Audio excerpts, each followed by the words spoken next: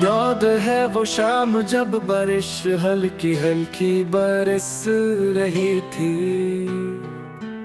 और तेरी आंखों में चुपके से कोई कहानी रुक रही थी। हमने सोचा था ये फासला कभी ना आने देंगे, वक्त की आंधी को अपनी चाहत से मिटाने देंगे। मगर लम्हे बदल गए, रास्ते भी जुदा हो गए। हम एक दूसरे के होकर भी किसी और के हो गए।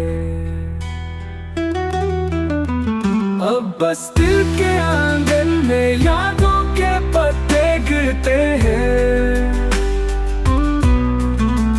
और ख्वाब टूट कर खामोशी में बिखरते हैं।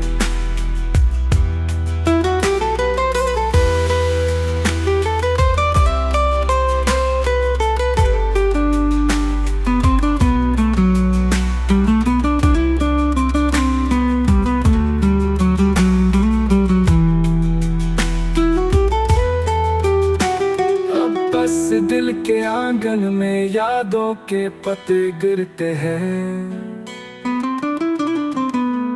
और ख्वाब टूट कर खामोशी में बिखरते हैं।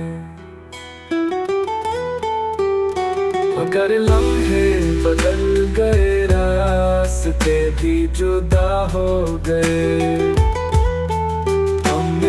एक दूसरे के होकर भी किसी और के हो गए। अब बस दिल के आंगन में यादों के पत्ते गिरते हैं और ख्वाब टूट कर खामोशी में बिखरते हैं।